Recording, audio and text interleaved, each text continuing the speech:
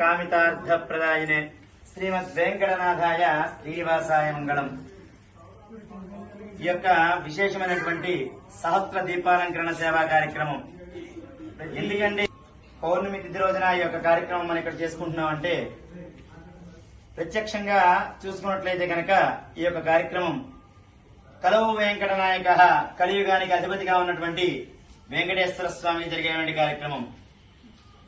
దీనివల్ల ప్రయోజనం ఏంటయ్యా అని చెప్పేసానంటే కలి అనేటటువంటి కలిపురుషుడు చాలా విశేషమైనటువంటి బలం కలిగి ఉంటాడట.